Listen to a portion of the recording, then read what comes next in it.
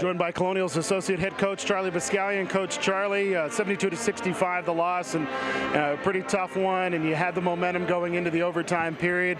Seems like that you weren't just able to take advantage of that. Well, you know, in the bulk of the 40-minute game, we didn't do a good job of staying poised out there. They threw switching at us. You know, they changed some things up defensively, but we just didn't have the mental toughness to keep working today. I mean, we just gave up on one read, it wasn't there, and then our body language wasn't good, and I wasn't really happy with how we continued to play and continued to move the ball. I thought we hung our head too much on offense when things didn't work out, and we didn't continue to play and continue to run the offense. So, you know, in the bulk of the 40 minutes, we could have done a lot better job. It shouldn't have got to that point. You know, great play at the end of the game there. We, had a great play, but, at the end of the day, it's the bulk of the game, and going out there and reading and reacting and doing things 100% is what's going to win the game. Ashley Ravelli had a very, very tough affair.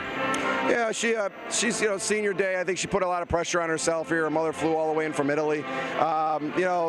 She really wanted it. She worked hard. 1 for 12 from the floor obviously is a bad day shooting, but 5 assists and 1 turnover is a nice day as a point guard. So I think she did a good job of coming to play and playing hard. She was one of the few I thought that stayed with it. She never gave up on it, and she just shot the ball poorly today. Conversely, it seemed like Megan Smith had a pretty good game. She's had her struggles, especially from what we've seen here at the Sewell Center, but at least offensively and rebounding-wise, she played better. Yeah, she did a good job. She played 36 minutes today. We went small for a long time there, and it gave us some energy in the second half. She did a good job. She finished around the basket well today, grabbed 8 rebounds. I thought she played hard. She played a good game.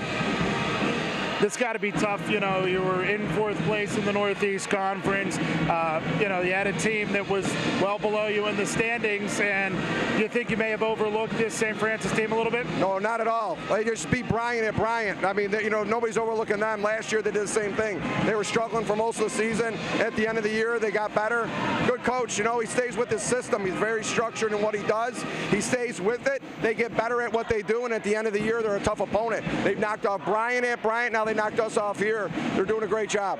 Looking forward to Monday. You've got LIU Brooklyn, a team you've seen already this year. It's another pivotal game, trying to stay at least with one home game in the Northeast Conference tournament. Oh, for course. LIU's done a good job this year too in a transition period. With a new coach and a new system, it seems like they're doing a good job of going out there competing and changing things up a little bit for the better.